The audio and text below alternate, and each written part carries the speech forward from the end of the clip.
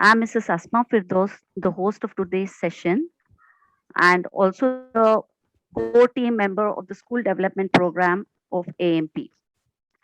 Before commencing the session, I would like to give a brief introduction about what AMP is about. AMP is the Association of Muslim Professionals.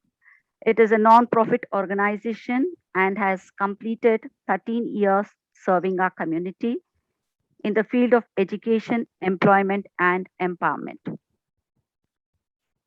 To the next slide, which shows the achievements of AMP under its various flagship projects. The first project is the School Development Project. Under this program, AMP connects with various schools for the development of students. We conduct the skill development lectures, and also we have the training for the teachers and conduct the parenting workshops to bridge the gap between students and parents. Apart from this SDP, we also have the Employment Assistance Cell, which provides assistance for the unemployed youth by conducting job fairs and job drives. AMP also has a separate website of amppowerjobs.com where students can apply for employment.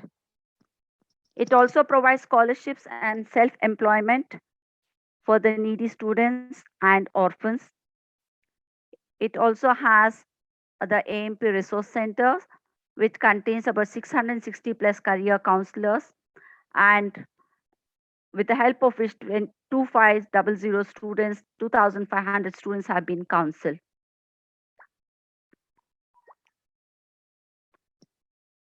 Few new digital initiatives were taken up by the AMP.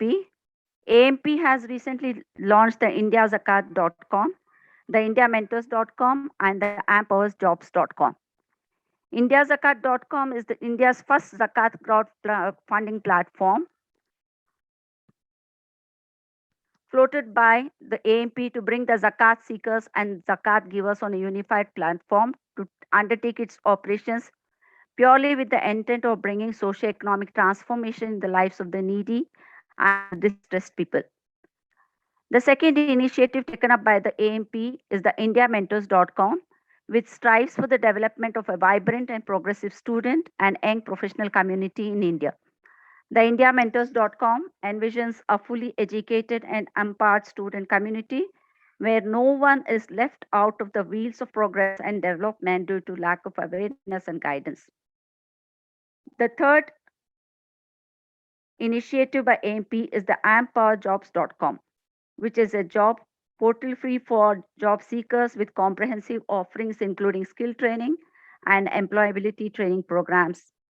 ampowerjobs.com has been specially created by industry professionals voluntarily for the sake of freshers and those affected by the COVID-19 pandemic.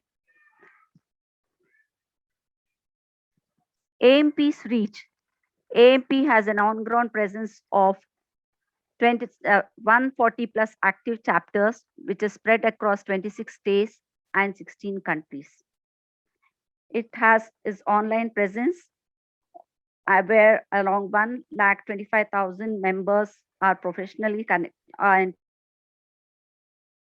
are connected through the social media handles like the Facebook and the Instagram.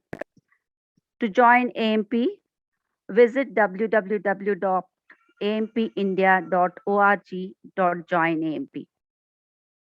This is about AMP.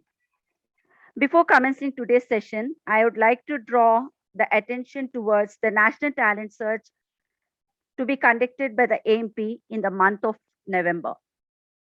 The idea behind this online competition is to encourage and reward students from schools, colleges, and universities across India for their competitive spirit and general knowledge. This National Talent Search examination will be conducted under three categories. The school students of 8th, 9th, and 10th grade. This is the first category. And the students of these three classes will have separate question papers, which will be available in 10 different languages. The second category contains the students of grade 11 and 12th. The third category contains the graduates. The winners in each category will be awarded cash prizes and e-certificates will be given to all participants. I request the participants of today's session, especially the heads of various institutions, to enroll the students in this National Talent Search examination. Without much delay, I would like to introduce the speaker of today's session, Mrs. Dr. Ghazala Siddiqui, who is a lecturer in Jamia Millia Islamia. Dr. Ghazala Siddiqui has done her PhD in education and has contributed to material development, content writing, and reviewing at various organizations like NCERT, Cambridge University Press, Burlington Publications, and Jamia Millia Islamia University.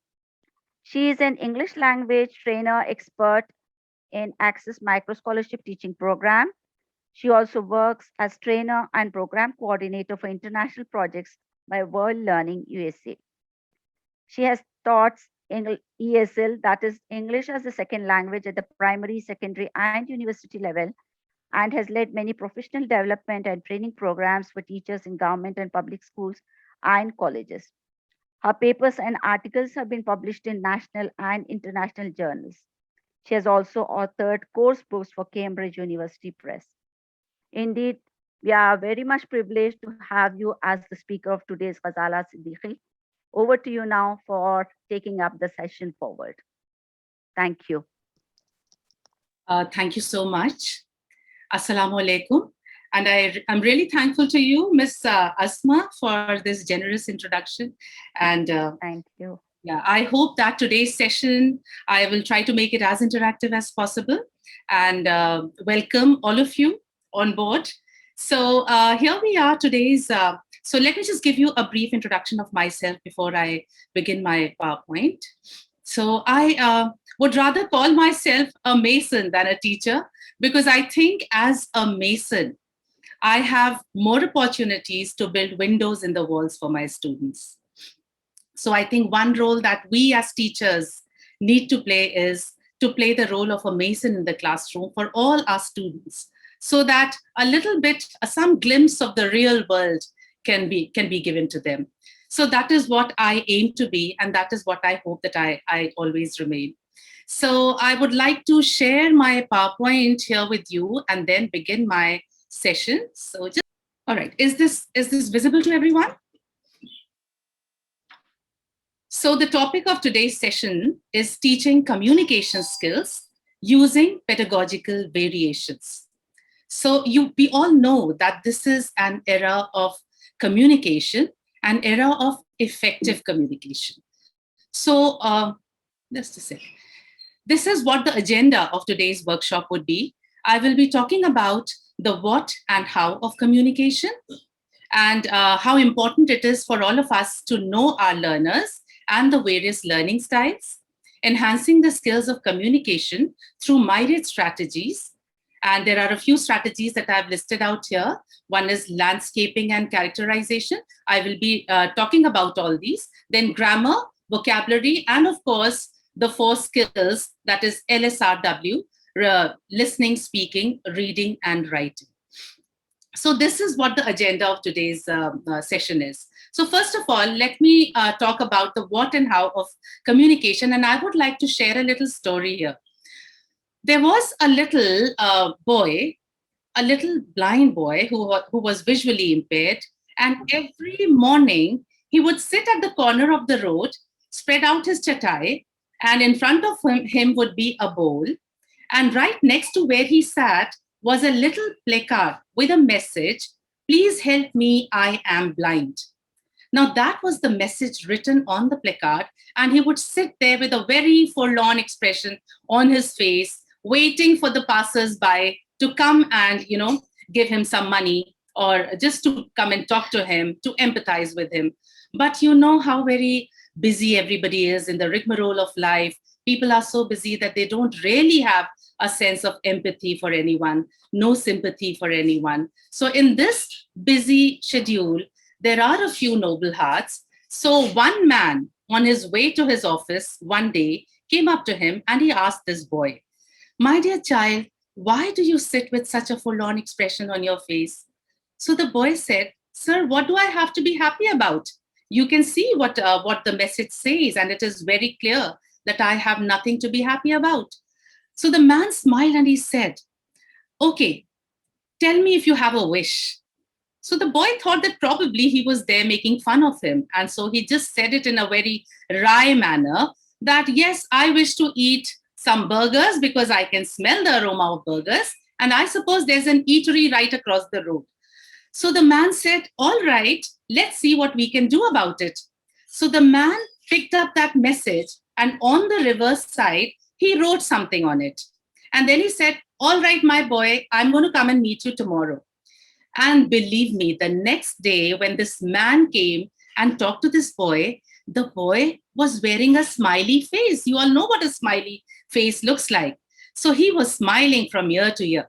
So this man said, I'm so happy to see you smile. And the boy said, yes, sir, you are a magician. What did you do? There were so many people who came to talk to me, so many people who came and, gave me money, spent time with me. What was it that you did? So the man said, nothing. I just changed a few words. And then you know what he had written? He had picked up that placard, and on the reverse side, he had written the message, it is a beautiful day and I cannot see it. दिन इतना खूबसूरत है और मैं नहीं देख सकता हूँ. Now, teachers, and I suppose everybody, you're all teachers here. So look at the two messages. The first message said very clearly कि मैं देख नहीं सकता, मेरी मदद करो. Please help me, I am blind. And the second message also pointed to the fact that the boy was blind, but it was said in a way that was different. So now here I want to draw your attention to the two questions on the slide, the what and how of communication. It is important what we say, but how we say it, that's much more important. Now imagine a scenario in your house. दाल पकी हुई है घर में, बगैर बघार के आप दाल table पे रख दीजिए. क्या मजा आएगा उसमें जब तक कि उसमें तड़का बघार सब कुछ नहीं हो. So it's the way we present things that really matter. So when it comes to communication skills, how we communicate makes a big impact. So this story was to tell you what the significance of these two question words are, the what and how of communication. All right, so I'm going to talk about communication. Now, this is a concept that is, I think, clear to most of you. You all know what communication is. Communication always takes place between different channels, between different aspects. You have the sender on one side and you have the receiver on the other side. The sender sends across a message. It could be a verbal message, it could be a written message, and the receiver absorbs the message. If the message is well absorbed or understood, अगर समझ में आ जाती है message, मैं एक मिलीजुली जबान बोलती हूँ, समझ में अगर आ जाती है मैसेज, तो फिर क्या होगा? वो कम्युनिकेशन सक्सेसफुल हुआ. But what if the communication is not understood? Then there won't be any feedback. So here, in order to receive a feedback, the sender must ensure that he is communicating in a way that is understandable, that is effective.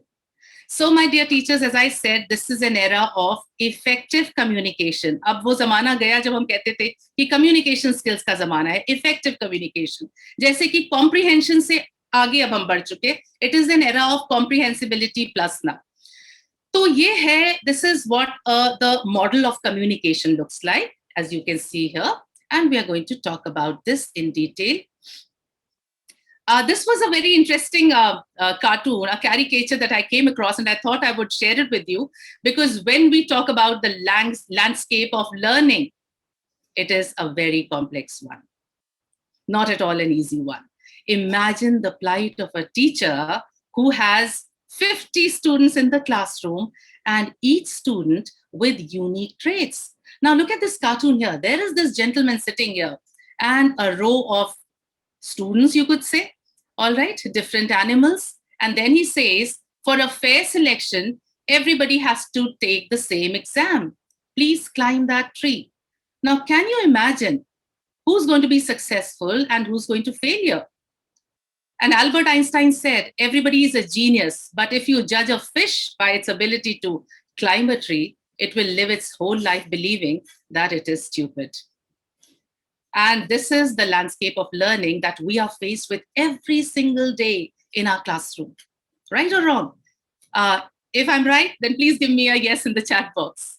So this is what the complex landscape of learning looks like today in the today's. And today, the new normal, of course, you can see how we have to struggle with technology. And with this technology, getting your point across, creating an interactive kind of an environment, it is a challenging task.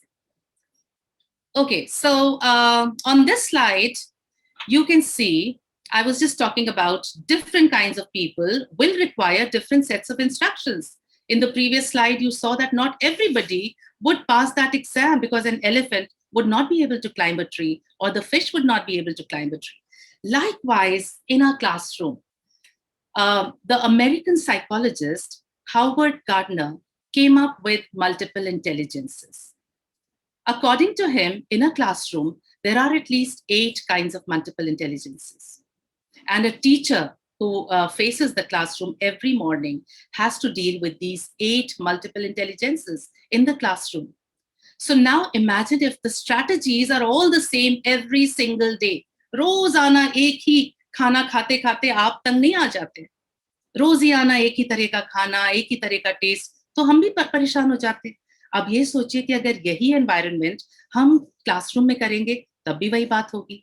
और हम कोशिश ये करते हैं कि हमारे बच्चों का अगर हमें एक होलिस्टिक डेवलपमेंट करना है, if we are to cater to a holistic development of their personalities, we need to ensure that we reach out to all of them in the classroom. But it is very challenging for one single teacher in a class of 45 minutes to reach out to 50 people. How much time should she give? If a teacher is aware of these multiple intelligences in the classroom, then at least she can design her lesson plan in a way that cater to these intelligences. और फिर turn by turn कुछ दिन आपने कोई एक तरीका अपना लिया, फिर कोई दूसरा, and there has to be a variety in the strategies that a teacher uses in the classroom. So I'm going to talk about these multiple intelligences. ये हावर्ड गार्डनर का था. एक सवाल है, does one size shoe fit all? All of you must have heard the story of Cinderella. सुनी है?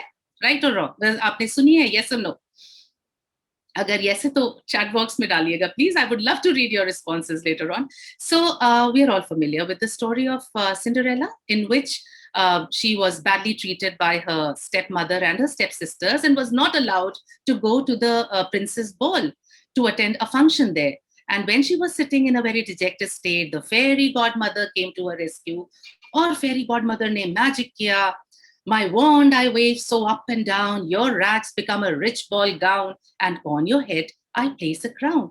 और जादू करके उसको एक बहुत ही खूबसूरत तरीके से तैयार किया और कहा, now go, my dear child. But remember that you have to be back before the magic wears off. 12 बजे से पहले जैसे ही खत्म हो क्लॉक का बजना, तुम्हें वापस आ जाना है, वरना सारा मैजिक खत्म हो जाएगा. और जाते जाते उसने उसके जूते पे भी मैजिक किया और ग्लास के जूते बड़े खूबसूरत से पहना दिए. सिंड्रेला जब गई, 12 बजने वाला था. The prince was absolutely madly in love with her and he wanted her to be his wife, but she had to run away, otherwise all the magic would wear off. So when she was running away, she left behind one shoe. And then in the end, the prince finally managed to find her. अब सवाल ये था कि वो जूते का magic क्यों नहीं गया? My children sometimes ask me, why didn't the shoe wear off the magic? Why was the magic still there in the shoe? So anyway, अब ये जो सवाल है, क्या एक साइज का जूता सबके आता है? नहीं. तो सबसे पहले बात करेंगे हम इसमें music smart student, a musical student. So you have students in the classroom who love to learn through a sense of rhythm. Now, rhythm just does not only mean that, there have to be music classes. It also means that when a teacher is teaching poetry in the classroom, poetry also inculcates a sense of rhythm in a child. The rhyme and meters, जब आप syllables के बारे में बात करते हैं, एक example है syllable पढ़ाने का, कि किसी बच्चे से पूछे कि एक word table में कितने syllables हैं? Syllable होते हैं parts of a word. Sound के हिसाब से जो हम उसको divide करते हैं. तो table आप ऐसे बता सकते हैं table. 2 sounds. Table. How many syllables are there in the word communication? Communication. Okay, clap the number of times, and the child will learn that this is how he needs to break up the word into syllables, and then it is easier for a child to spell out the word if the word is a big one. So this is what a rhythm does to a child. This inculcates a sense of rhythm in a child, and a child is able to learn better. तो music smart students होते हैं. और क्या होते हैं? Bodily kinesthetic students who are always on the move. The moment a teacher turns her back to write something on the blackboard, ये बच्चा इधर से उधर होता है, and they're very, very active and agile in the classroom. These kind of students learn really well through games and sports and activities that involve a lot of movement.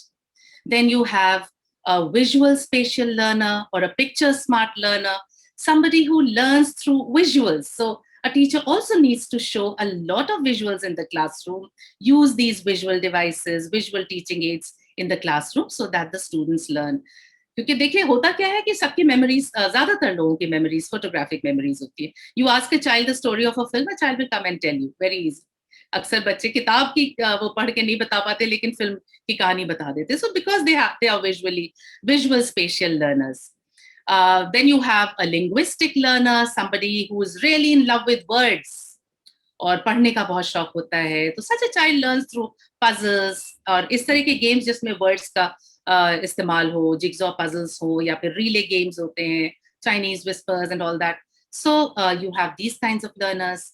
Then you have an interpersonal learner. An interpersonal learner, somebody who learns by being in the company of other people. बहुत सारे बच्चों के साथ जिस तरह के बच्चे बैठ के याद करते सीखते हैं, वो कहीं ज्यादा concrete होता है.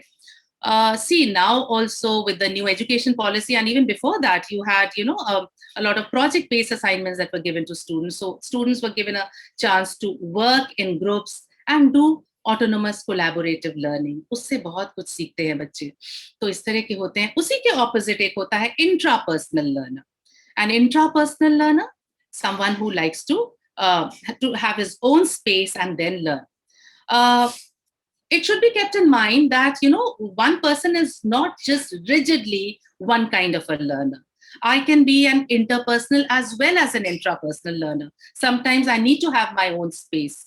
So, is tarah ke hote hain. Then you have a naturalist learner. I'll show you an example. This is done by, you can see this. These are images that were made by students. They went for nature walk. A naturalist learner loves to do things like these. They collected leaves and then they pressed them between the pages of a book. And then once these dried up, they came up with images. So beautiful dried leaves images. And you can ask your students to make these images and then ask them to create stories around these images. And you have these for the visual spatial learners. They love to draw, they love to paint. So you can come up with these beautiful images. And okay, so these are the different kinds of learners that we have in the classroom. So for a teacher, it is important that he or she focuses on the strategies that she uses in the classroom, because if the strategies are myriad, तरीके से पढ़ा रही हैं, so rest assured the communication skills will definitely be stronger. All right, so let's move on. And also, besides the different kinds of learners that we have, there are 3 basic learning styles. You have the visual learning style, you have the auditory, and you have the kinesthetic learning style. तो होता क्या है कि आप कभी-कभी देखिए बच्चा आपके पास आके बात करेगा और आप उससे कोई सवाल करें तो वो ऊपर देखता है ऐसे-ऐसे. Somewhere he's trying to recollect some images in the mind. So a teacher, as a psychologist, teachers are psychologists too. So the teacher can make out that this is a visual learner, probably getting some images in the mind to recall something. और ऐसे आप कोई सवाल कीजिए और अगर वो दाएं बाएं देखता है फिर जवाब देता है, So somewhere, the child is trying to recall some sounds. तो वो ऑडिटरी लर्नर्स होते हैं, जो कि आवाजें, टीचर का कहा हुआ लेक्चर या ये कोई बात कही हो वो रिकॉल कर रहे हैं, तो वो ऑडिटरी लर्नर्स होते हैं. कुछ बच्चे बड़े फिजिटी होते हैं. आप अगर उनसे कोई सवाल करेंगे तो वो ना ऐसे ऐसे फिजिट करेंगे, कपड़ा छुएंगे, हाथ ऐसे ऐसे या बार बार ऐसे ऐसे करेंगे. So these are very kinesthetic kind of learners. Restlessness है उनमें. So a teacher as a psychologist can also know that these are the different kinds of learners that he or she has in the classroom. तो खलील जिब्रान ने एक बहुत ही खूबसूरत एक नज्म लिखी थी, जिसको मैं आपके साथ शेयर करती हूँ. ये मैंने इस पे लिखा हुआ भी है. Your children are not your children, they are sons and daughters of life's longing for itself. They come through you but not from you, and though they are with you, yet they belong not to you. You may give them your love, but not your thoughts, for they have their own thoughts. Now, here very clearly, Khalil Gibran talks about the uniqueness or the individuality of a child, and see how very relevant it is today. In the learning scenario of our classrooms, it is very important that we respect the individuality, the individual differences that are there in the classroom, and motivate the students so that they come up with their communication skills effectively. So this was about the learning styles and the different kinds of learners. अब हम आते हैं अलग अलग aspects, communication skills के जो aspects हैं. As I said in the very first or the second slide, that you have vocabulary, grammar, and then the LSRW, that is listening, speaking, reading, and writing. That's really important, and teachers must pay attention to these in order to help a child acquire good communication skills. Vocabulary, word-friendly students. Why is it so important for students to be aware of words? I'll give you an example. I made my students do this project. It was called English, English Everywhere. Look around, you'll find it there. ये मेरे access के बच्चों का project था, जो कि American embassy ने start किया है बहुत सारे स्कूल्स में, और पता नहीं लखनऊ में शायद नहीं है, लेकिन अलीगढ़, दिल्ली, सब जगह है ये.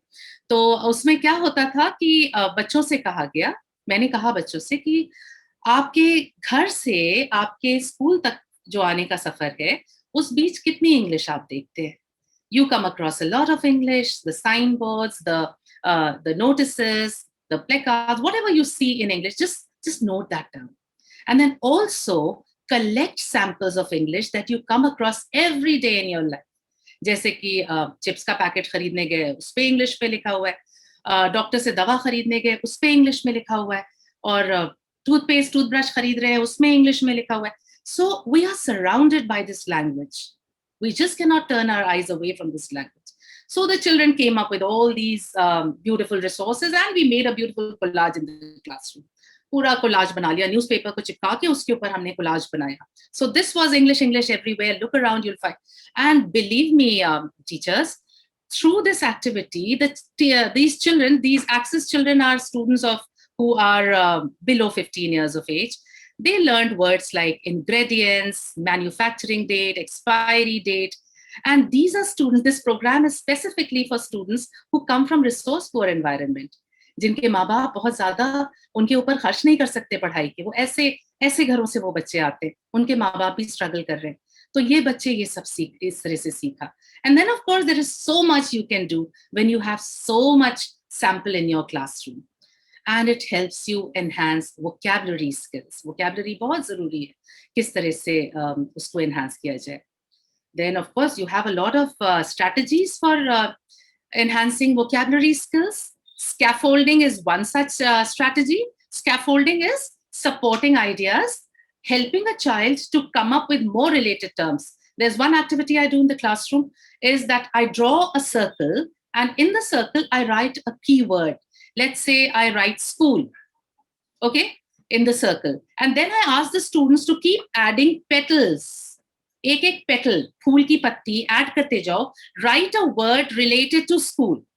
तो जैसे कि स्कूल से रिलेटेड क्लासरूम, किसी ने आके कहा playground, teachers, chalk, duster, and you have so many words related to the core word there, and that is how the child learns related vocabulary.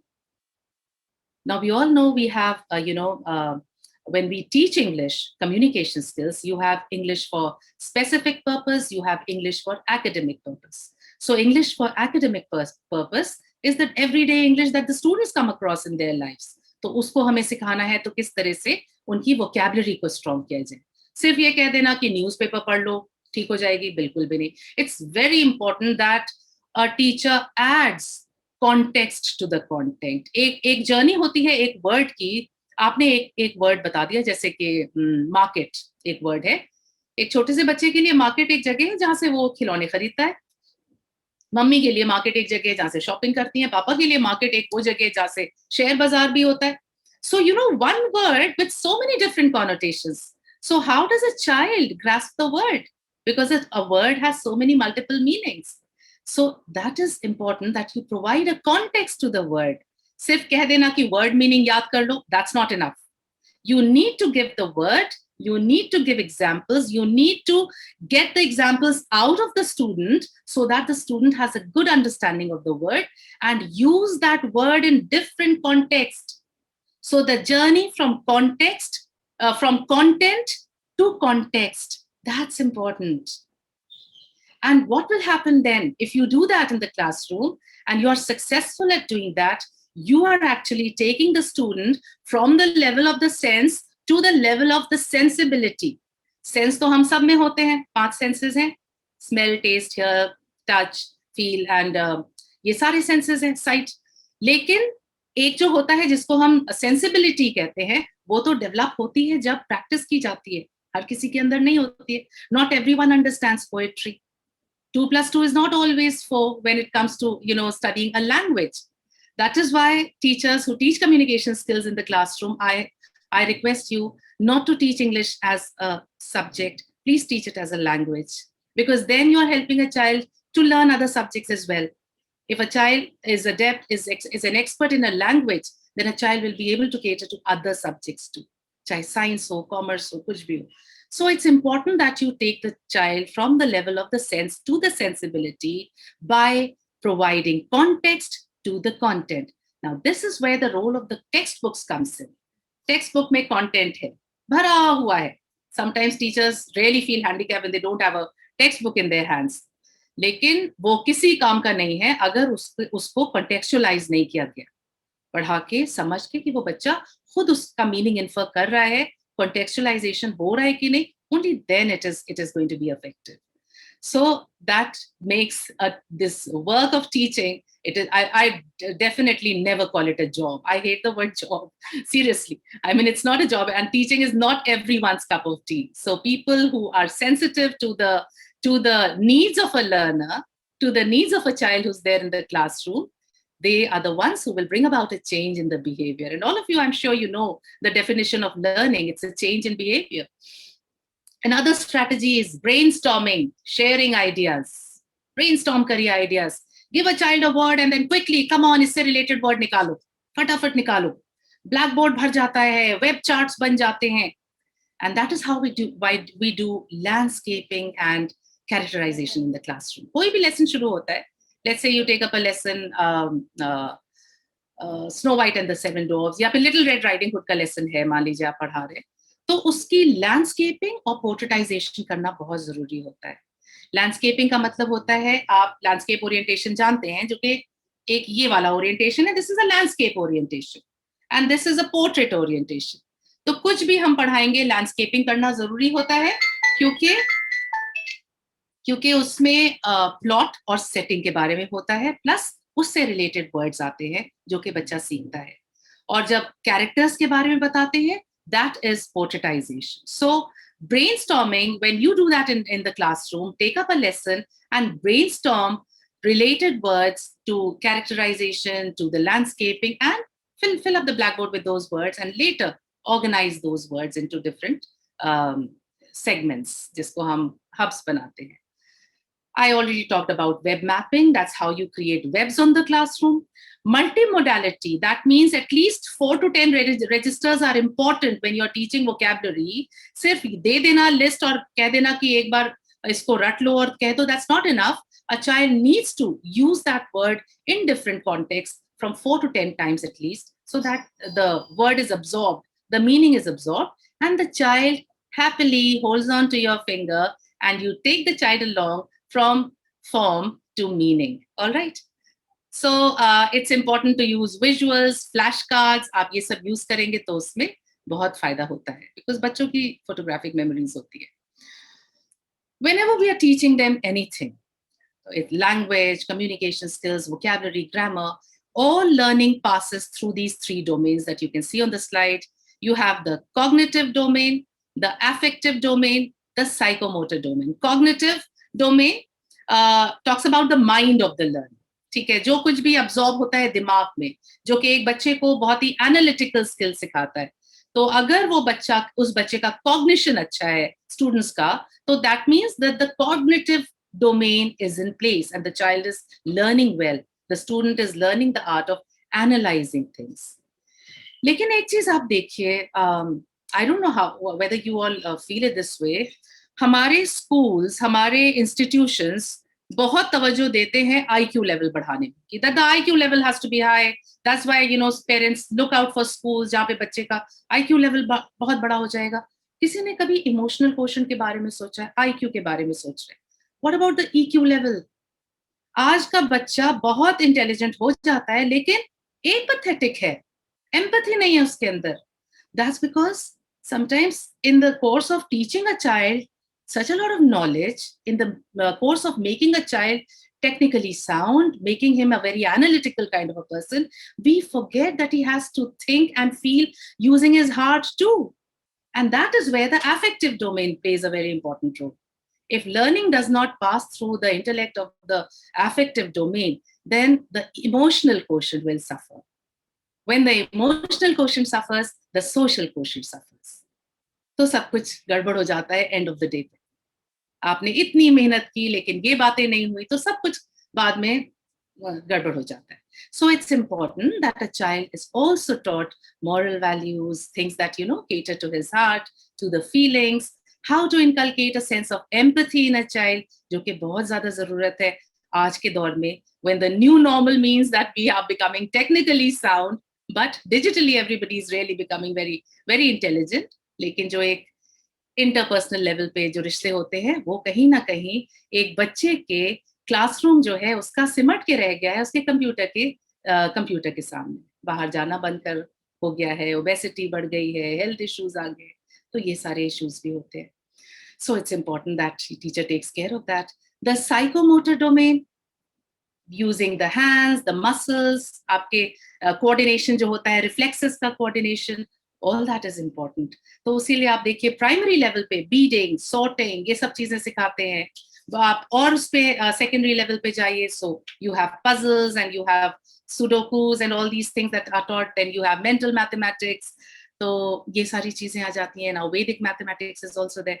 तो psychomotor skills इससे. So these three domains we must know how to make our learning in such a design our lesson plans in such a way that we cater to these three domains. Okay, now coming to grammar.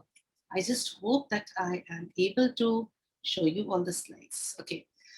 Grammar is a very, very important part of communication skills because grammar gives a kind of organization to our language. Okay, many people think that grammar is just a set of rules. अगर ऐसा होता तो फिर अगर हम ये पूछे कि क्या पहले आया, rules की ज़बान, तो फिर इसका मतलब है rules पहले आ गए थे. So it is not correct that grammar is only a set of rules. Language evolved from sounds. Sounds became words. Words became sentences and phrases. So grammar is a mental system of rules. You can say it's a mental system of rules that allows us to add organization to our language. बहुत सारी technical सी बातें कर रहे हैं. I'll just tell you a little story related to organization. तो जहाँ हम organization की बात करते हैं, सिर्फ हमारी जिंदगी में organization नहीं, it's also important that we have organization in the way we teach. So there's this little story of a boy who died. शुरुआती कहानी कैसे हो गई कि वो बच्चा एक लड़का था, उसकी डेथ हो गई. Then the angel came down from the heaven to take him up to God. So when he was taking him up and up and up above the clouds, the angel asked him, "What is your wish?" So the boy said, I wish to see the hell and heaven before a place is assigned to me. I want to see both these places first, and then let God assign a place. So the angel smiled and he said, all right, let's go to a place. So he didn't tell him where he was taking him. He took him to a place which had a huge blue door. He opened the door. Inside was a long rectangular table. On the table were huge tubs of soup. There were chairs on either side. And in front of every chair was a spoon with a very long handle. The ladle of the spoon, the ladle was really long. जैसे चमचा हो उसका handle इतना लंबा हर उसके chair के सामने था. So the angel said, now wait here, let's just wait here. And then a bell rang. They watched people coming in. बड़े थके हुए लग रहे थे, भूख में बहुत भूखे लग रहे थे लोग. So they were waiting for to eat the chicken, to have the chicken soup. Another bell rang. They took out the chairs. और भूख का बर्दाश्त नहीं हो रही थी उनके चेहरों से लग रहा था. And then when the third bell rang, they hungrily picked up their spoons, dipped the spoons into the tub, and hungrily started eating, started gorging in the chicken soup. और क्या हुआ? जब वो ऐसे कर रहे थे तो वो हैंडल जो था सूप का वो अपने नेबर के हैंडल पे लगा, and the soup just spilled on the floor. Nothing could really go into their mouths. The reason? The ladle was so long that it clanged with the partner's spoon. और फिर क्या हुआ? वहां पे पूरा जैसे जंग का मैदान बन गया. They started fighting, they started hurling abuses, they started throwing the spoons at each other, tearing each other's hair, and the whole scenario was so chaotic that that boy said, oh my God, I know what hell is. Let's quickly get out from here. This is hell. There is no organization here whatsoever. So the angel smiled and took him to another place. Same kind of a setting there, same blue door, same table, same kind of soup tubs there. The bell rang, people came in, second bell rang, they sat down, third bell rang, and the people lifted their spoons, dipped the spoon into the tub, and started feeding the person sitting across. और अब बताइए क्या हुआ? किसी का soup नहीं गिरा. So that was the time they shared stories, they talked about their loved ones, there were happy smiles all around. So the angel said, now you know what heaven is. A place where full of happiness. There is perfect organization here. So this organization that I'm talking about, dear teachers, also needed in our daily lives. हमें भी organization चाहिए और हमारी teaching में भी organization चाहिए. And if we have it in our language teaching, then trust me, communication skills become much better to teach. तो organization कैसे आता है? Grammar के through. When grammar is used effectively by the teacher in the classroom, और वो सिखाती हैं तब फिर. दो तरीके होते हैं, दो टिसॉल के वर्ड्स हैं जिसको एक का नाम है बिक्स और दूसरा है कैल. बिक्स BICS stands for Basic Interpersonal Communication, जो कि आमतौर से बच्चे स्टूडेंट्स आपस में जो तालमेल होता है, बात करते हैं, उससे सीखते हैं. और दूसरा है CALP, Cognitive Academic Language Proficiency, Cognitive Academic Language Proficiency, जो कि क्लासरूम टीचिंग में टीचर यूज करती है. तो बिक्स और कैल्प का सही तालमेल जब होता है तो कम्युनिकेशन स्किल्स स्ट्रांग होते हैं. I hope I am able to get my points across. Coming to listening skills, I'm rushing through the slides because I know time is less. खुदा ने हमें दो कान दिए हैं और एक मुंह दिया है. So what is the purpose of this? That we listen twice as much as we speak. But in reality, it's the other way around. People love to speak and they hate to listen. And as a result, what happens? There is no active listening at times. In a classroom, a teacher faces this problem. कि passive listening तो हर आदमी कर रहा है. But where is that active listening that's taking? Is it taking place in the classroom? You say something and it goes over the head. So it's important that listening skills, it's a receptive skill that we have. See, we have two kinds of skills. We have receptive skills, we have productive skills. Receptive skills are those skills that we receive. See, listening skill, जब हम किसी की कोई बात सुनते हैं, right now you're listening to me. So it's a receptive skill that you are practicing and you are enhancing because you're receiving information. और writing क्या है? Productive skill है because you're producing something. Speaking क्या है? What kind of a skill is speaking and what kind of a skill is reading? Reading is again a receptive skill. Speaking is a productive skill. So we have two receptive skills and two productive skills. All right. So listening skills, it's important that a child is given good practice listening. So we have now ASLs and all in our syllabus. Now, when it comes to speaking, this is the most commonly used skill in the classroom. The four speaking skills, fluency, vocabulary, grammar, pronunciation. थोड़ा बहुत मैं tidbits में बात भी कर चुकी हूँ इन चीज़ों पे. Pronunciation आप improve कर सकते हैं जब आप syllables वगैरह पे तवज्जो दें. Like I said, you know, teaching syllables through clapping and all. So speaking skills, that's important that a child or a student attains fluency in the way he speaks. Organizing organization comes here. Organizing the ideas in the mind, sequencing the ideas in the mind will allow a greater level of fluency in a child, in a student. And when I am talking about communication skills, and I'm giving you examples maybe at the primary level, these can be customized. If you're teaching higher classes, if you're teaching college level, you can always customize these ideas and use them in the context of your classroom. So there's one game that you can make your students play in the classroom.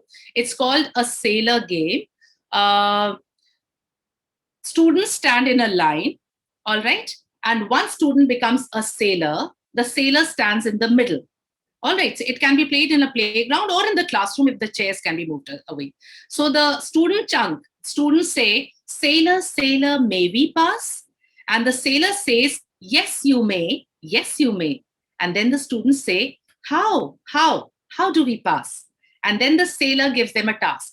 Then he will say, by skipping. So they have to skip and run to the other end of the room. They have to skip. And the sailor will try to catch them. If they are caught, then they get a chance to become the sailor. So, likewise, different words can be used: skipping, running, hopping, jumping. So what are you doing? Through the medium of this game, you are teaching vocabulary, you're teaching grammar, you're teaching them verbs, you're teaching them, maybe sentence structures because they're practicing in chunks. So it's a game which is very well lapped up by kinesthetic learners. I told you about them. जो movement friendly learners होते हैं. Reading skills की जब हम बात करते हैं, सबसे ज्यादा निग्लेक्टेड स्किल होती है क्लासरूम में, because in a class of 50-60 sometimes a teacher can not give a chance to everyone to practice reading. लेकिन ये एक वो पोएम है, आप लोगों ने Charlie and the chocolate factory पता नहीं देखी है कि नहीं. It's a beautiful film. There was this poem there in the I have it written down here. I'll just read it out to you. It's really interesting. The most important thing we've learned so far as children are concerned is never, never, never let them near your television set. Or better still, just don't install the idiotic thing at all. In almost every house we've been, we've watched them gaping at the screen. They loll and slap and lounge about and stare until their eyes pop out. Last week in someone's place, we saw a dozen eyeballs on the floor. But did you ever stop to think, to wonder just exactly what this does to your beloved tot? It rots the senses in the head. It kills imagination dead. But if we take the set away, what shall we do to entertain? Our darling children, please explain. We'll answer this by asking you, what use the darling wants to do? How use they keep themselves contented before this monster was invented? Have you forgotten? Don't you know? We'll say it very loud and slow. They used to read. They'd read and read. So reading is one skill that never goes wasted, that will always prove to be very, very productive, even though it is a receptive skill.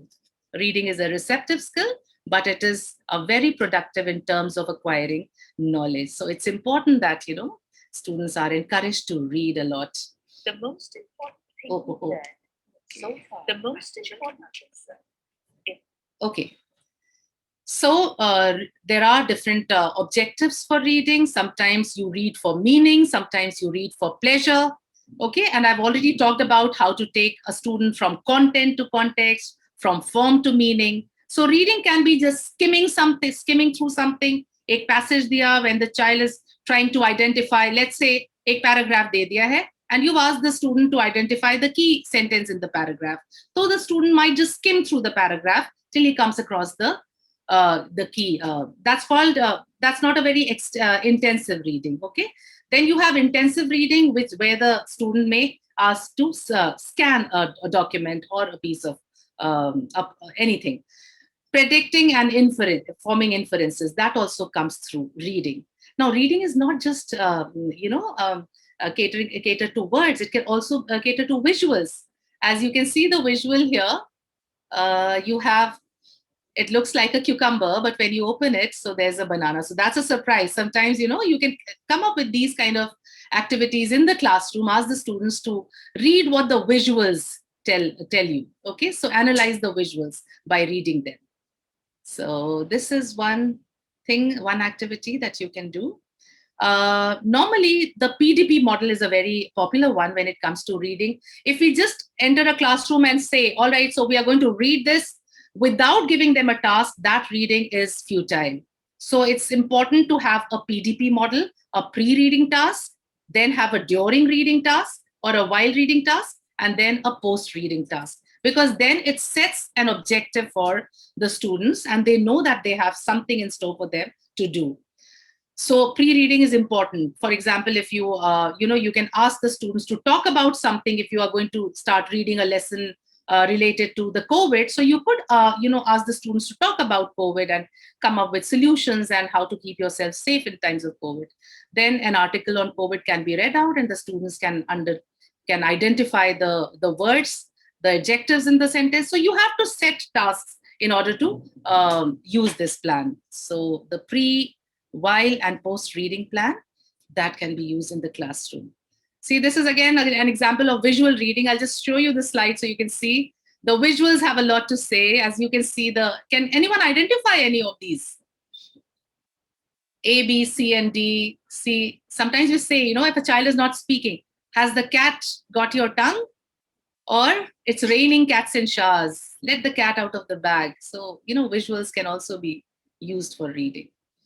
And finally, you have the writing skill. Collaborative writing skills are very, very helpful. There is this activity I did. I'm just sharing the activity with you. I gave these words to my students and I said, select one word. They were working in groups. So each group had to select a word from here. They selected a word and then they had to fill in these 3 columns. Things you hear at this time of the day, things you smell at this time of the day, and things people do at this time of the day. So this activity engages them in a lot of writing. So let's say they choose morning. So things they hear at times of morning, the chiming of bells, the azan, or, preparing breakfast in the kitchen, the chirping of birds, and smells, aroma of coffee, and what people do. They get up, they wash, and they dress up, they go to office. So these are the things that students fill up and they are writing. So a writing skill, that's a productive activity that students do. And after that, after giving them this, I gave them a sample format of a poem. It's a free verse poem where they had to write the time of the day, morning, a time for, and then they had to fill up. Okay, morning, the sound of dash and dash, because they've already talked about these things. So they fill this up, and in the end, they come up with a beautiful poem, right? A free verse poem. So this can be used as an activity. So that was it. And I think, yes, I've taken a lot of time, and teachers can change their lives with just the right mix of jokes and challenges. So I hope through this PowerPoint, I've been able to give you something, if not everything. And I hope that you feel a sense of satiation at the end of this PowerPoint. And if you have anything to ask me, I am here.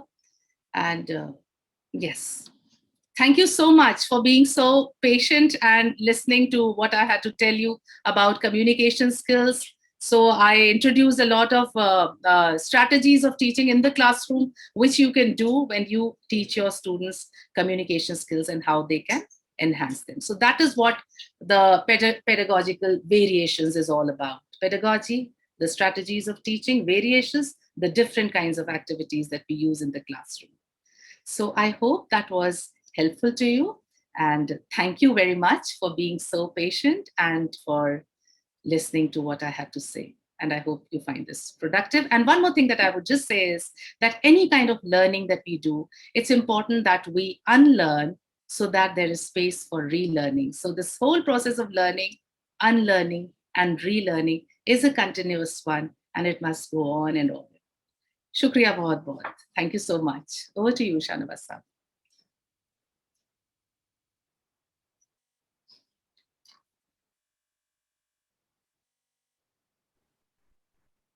I'll stop sharing.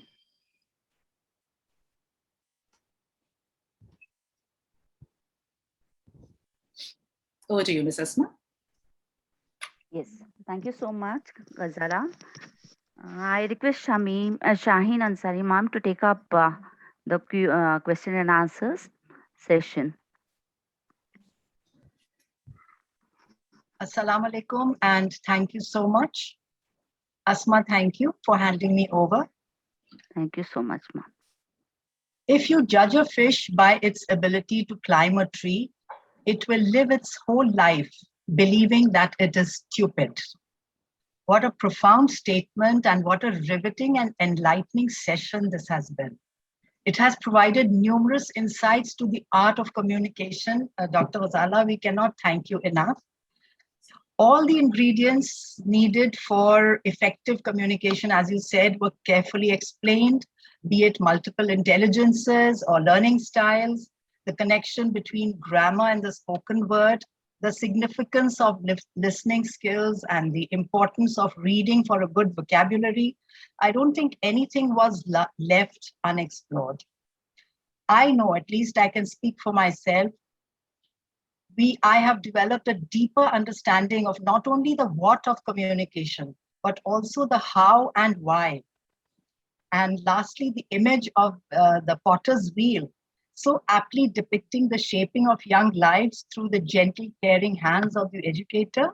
This is going to linger in our minds to remind us of the important role and the responsibility that all of us as trainers and mentors carry on our shoulders. So thank you once again, Dr. Ghazala, or I think, should I say Mason Ghazala Siddiqui. Thank you so much.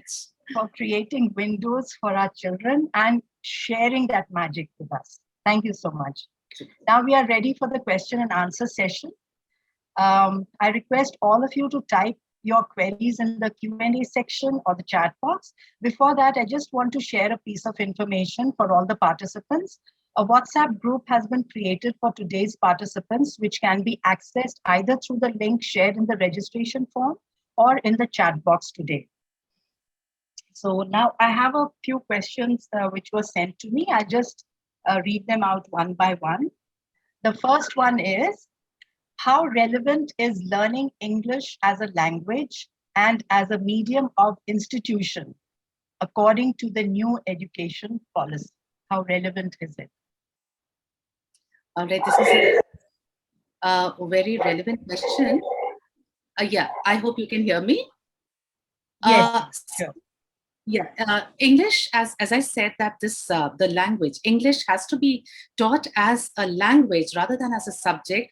And, the significance of English has not changed in any way. If you look at the other education policies and the new one now, the only thing is that, there has been a lot of focus on strategies of teaching this language, which again point to the fact that teaching of this language is very, very important. Very important because when you know this language, we cannot turn our face away from it. When you know this language, you become a global student.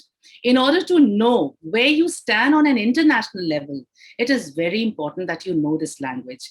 Having said that, I would also say that, on one side, you just cannot neglect your mother tongue too. And you will see in the new education policy that there's been a lot of focus on the mother tongue learning. So English has to be taught, can be taught in a way where, you can use the mother tongue which is called translanguaging. You can use the mother tongue to teach a language if required, but the significance of English has in no way come down in any way. That is still there. The only thing is that the approaches have been added, new approaches have been added, new perspectives have been added, but the relevance remains as it was yesterday. It is the same today. So it's important that you know where we stand. See, it's today when we gauge our level of English, we always look at the CEFR level, the Common European Framework for Reference. When I was I was being interviewed for Trinity College London, I came up with this. They asked me if I had a question. I said, why can't we have a kind of a platform which we can begin in India? Because Indians are supposed to have good language skills. When you assess the language abilities of India, Indians are quite high. I mean, they're quite at the top. So we need to be aware where we stand on the global setup. So the relevance stands today. It is very, very important. Cannot go down. Thank you. I hope I've answered that question. Yes, very well indeed. Thank you so much. I come to the next question now. The three domains that you mentioned earlier, cognitive, affective, and psychomotor, are all of them developed during the learning of a language? Do all of them develop when a language is learned? Yes, of course. See, and this development begins at a very early age. Unfortunately, in our country, the concept of early literacy is not really very clear to people. So what happens is many parents feel that, it is the sole duty of a school to impart education and to make a child learn it. So it's important that when a child from 0 to 3 years, before the child actually steps into the primary school. Now, of course, we have pre-primary classes too, but the learning begins from that time. The readiness to read, 0 to 6 months, you have paper books, you have cloth books. The mother sits right next to the crib of a child, of an infant, reading out, because that familiarity with words, the familiarity with textures, that has to be given to a child. So this concept of early literacy is not there in maybe it's underdeveloped. I wouldn't say it's not there, but it's underdeveloped. But the development of these domains has to begin from that stage, because if it's not developed, it doesn't start from that stage. It becomes a little difficult. By the child comes up to the higher secondary, and then the senior secondary level, these domains then become hardened and they become impervious. So it's important that this begins right at the infant stage, right from that level when the child has not even stepped into the school. And because that's a time when things are very they're not absolute, everything is in a state of flux, everything is developing. So it's important that these domains are catered to. Thank you. Thank you so much. Now another question. As English teachers, how do we face the challenges of teaching the language in rural areas? How should we go about it? Where should we begin, rather? Yes. We face this problem. As I said, these access classes that I was talking about, most of the students come from that background only. So what happens is now even the private publications like Cambridge University Press and Burlington are coming up with separate kinds of texts for that will cater to these levels, the students who are in remote areas and all. So there, because the influence of mother tongue is so strong in students who are studying there in these areas, it is so difficult to get them to school in the first place. But when they do come, the mother tongue influence is very strong at that stage. So there are different methods that could be used to teach English, because when you're teaching a language at that level, the powers of reception are very, very strong in a child. So even if a child comes from a rural background, there can be translation methods that can be used. There can be a lot of mother tongue interventions that can be used when teaching. You will notice that, in convents and in other academic institutions, sometimes there's a lot of rigidity in the usage of S1, L1 when teaching L2 or English. But we cannot totally do away with. We have schools like in Delhi, we have this school, I'm forgetting the name of the school, where till class 6, they do everything through the medium of their mother tongue. And by the time the child comes out from class 12, the child goes to college, the child is well versed in the language. So in rural areas, you have to identify the level of the student, teach accordingly, devise ways, strategies of teaching the basic fundamental skills. Once the basic fundamental skills are clear to a child, then the speed of giving the information or instruction, that can be paced up. You do have the mechanism in your hands. So that can be done. Thank you. Thank you once again. This is a question from Nazia Sanglikar. Does learning communicative skills have an age limit? It is said that if a child develops these skills before the age of 10, it is more effective. Is this true? Yes, it is true. See, what happens is when a child is very young. So at that time, if a child is given opportunities where he learns through communicative means, through interactive means, a child does acquire, because all the areas, all the domains are very activated, and internalization is very fast. But it does not mean that, an adult cannot acquire learning. That is also, but it just depends on the strategies that you use. You have a lot of foreign students who go to other countries and then they have to learn a new language, but they do so. It's just that strategies have to be different. They have to cater to the developmental areas that are there, identifying the developmental areas, identifying the level of absorbency. All that needs to be taken care of. So it is important that we know what the needs of a learner are, irrespective of the age or the level that he is in. So the needs are all different at different levels. So if we know what their needs are, we'll be able to provide. So that is not really a very, something that can hamper any kind of internalization of a language as such. Thank you. That's so right. Another question from Nargis Parveen. How can we teach sounds to small children? Perhaps if you could give just one example. A for apple, A says A. B for ball, B says B. C for cat, C says K. D for dog, and D says D.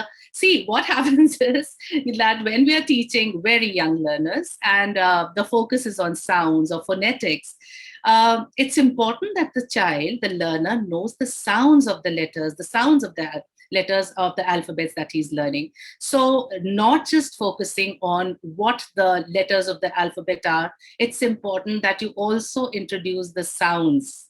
That's really, really important, through the medium of songs, through jingles, through, chants and all. They are very, very effective in a classroom. Believe me, try using chants in the classroom, songs in the classroom, add a sense of rhythm to it, and you will see how fast the child learns. So teaching of sounds is very, very important. So this was just a very basic example. There are so many more. Yes. Thank you so much for that.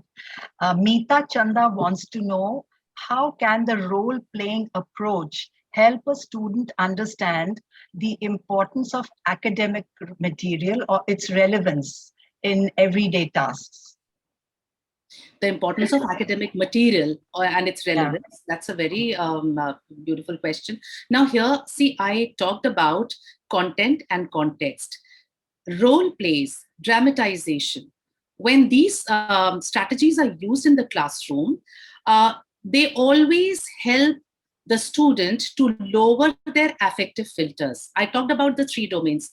A child might feel very inhibited if these activities are not used. But if you engage a student in role plays and dramatization, the affective filters will be lowered. A student will be less inhibited, less shy, because of course now he'll be using his skills to represent something. And what do role plays do? They help add meaning to the content that a student is using. So in a way, role plays allow the student to take the content of their learning and contextualize it. Very, very effective for learning anything, for finding out meanings of things, for learning the thematic inferences. These strategies are very, very effective. Very effective. You have role plays, dastan gois, story narrations, nukkar nataks, all these. Role plays तो बहुत फायदा है, इनसे होता है. जी, thank you again. ये आफाक हुसैन साहब का question है. It's a bit general, perhaps you might want to address it. There has been a lag of 2 years for the children because of this situation. So perhaps you could answer it based on language or in a general manner? How should such students be handled now? How to start with this?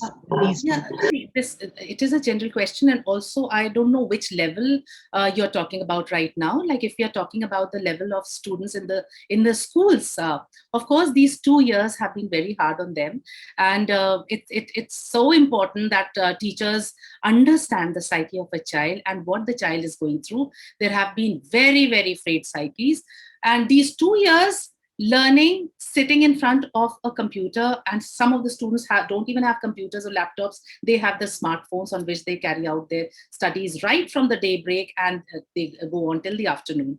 So imagine what it's doing to their eyes.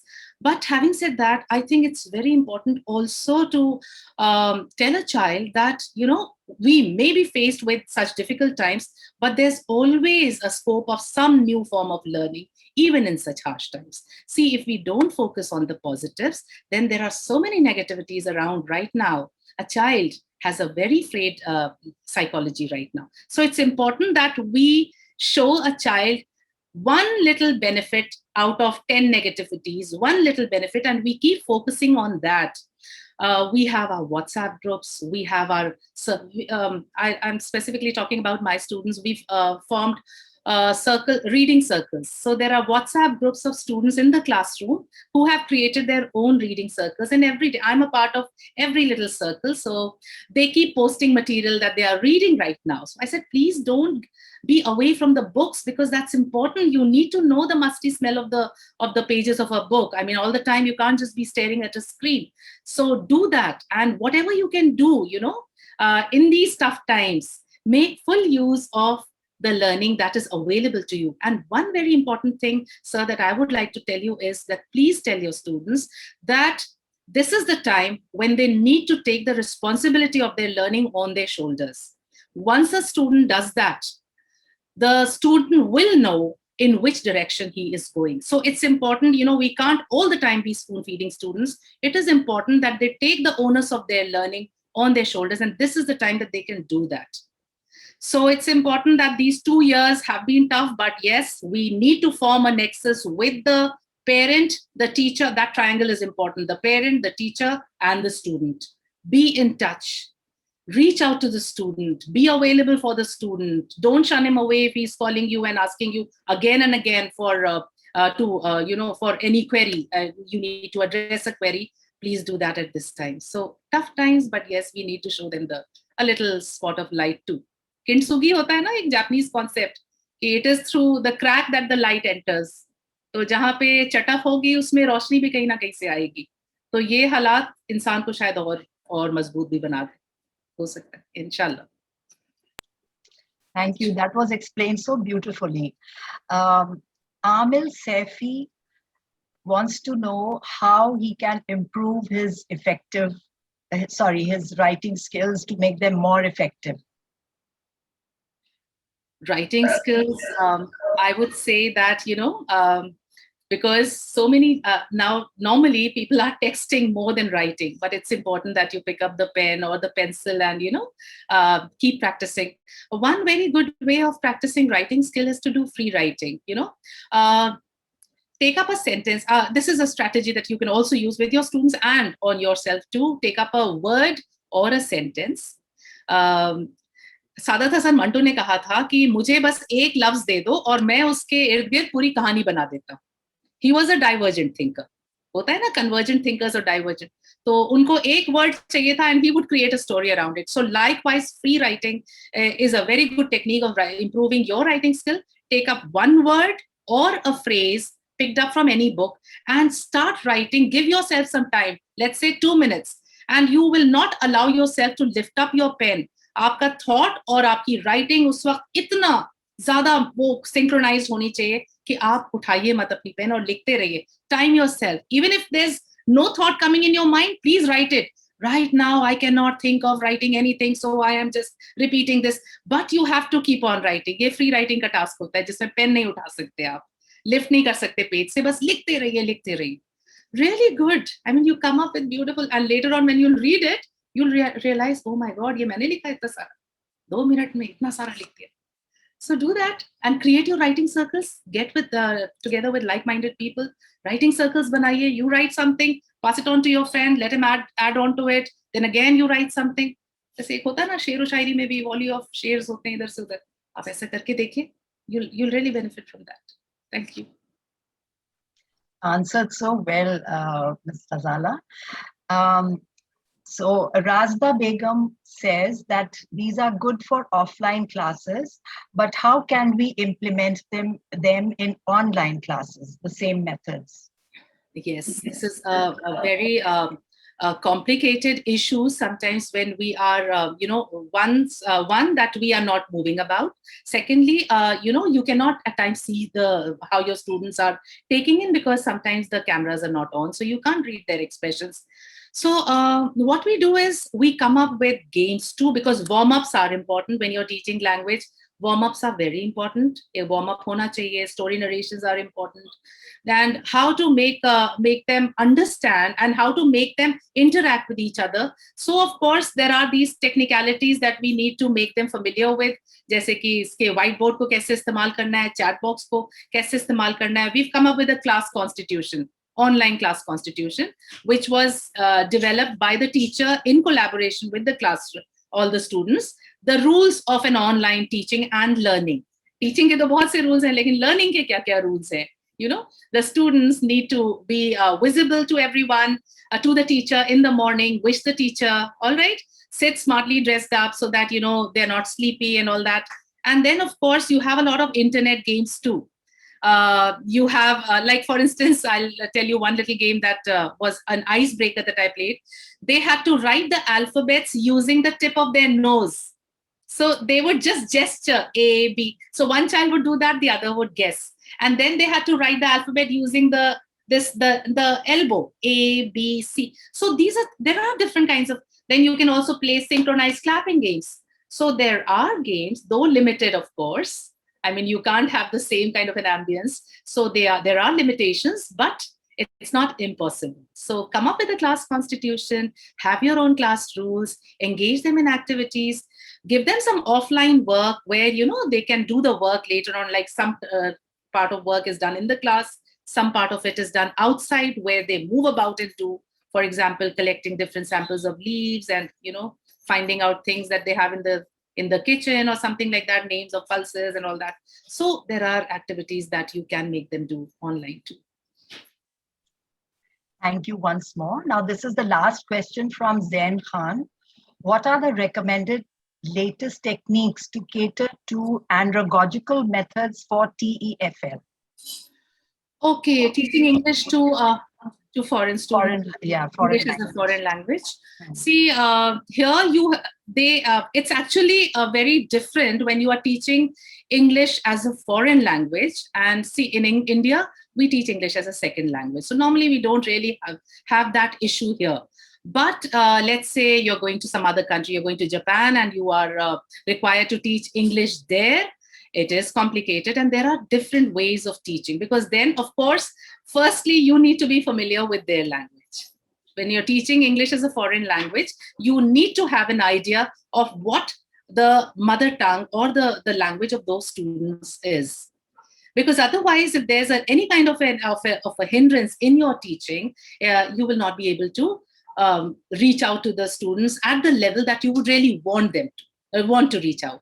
So firstly, that is important. So a lot of homework has to be done on your part. Then, of course, for TEFL, you have a lot of material. You have these the material that the British Council provides, material that the American Center provides, innumerable material, and you can make use of those materials. So normally when we deal with, like, I examine students who are learning English as a foreign language, and their English is at a level, I mean, which you will not even call it a B1 level. At times it is just A at that level. It's a very primary kind of a level. So here it is a little tough, but you have a lot of resource material that's available online. You have materials development that is taking place. My PhD, I've done work on materials development. So I do develop materials for such students. So we use all that. the strategies are a little more, you could say, engaging, and you need to have a good idea of how to assess them. So I think more than, teaching, it's the assessment that is really, complicated and has to be done very efficiently on your side. So that is about TEFL. But in India, it's not much of a problem here. Thank you. Thank you so much, Dr. Ghazala. Now I'll request Asma Firdaus. Ms. Asma, if you could take over from here. Thank you so much. Ma'am. And Dr. Ghazala, it was a brilliant session. And I can see in the chat box, there are many lines which are saying that it was a wonderful session. We have learned a lot from our mom, and all these, all positive comments in the chat box. So we were indeed privileged to have you as a speaker today, and hope to see that many sessions coming forward like this from your end also. So thank you so much. It is already 5:30. We need to wind up the session, and we'll keep you informed regarding the next sessions to come. Hope you all will be joining in the next sessions also and make it more successful. Thank you so much. Thank you so much. Thank you, one and all. Thank you. Yes. Thank you.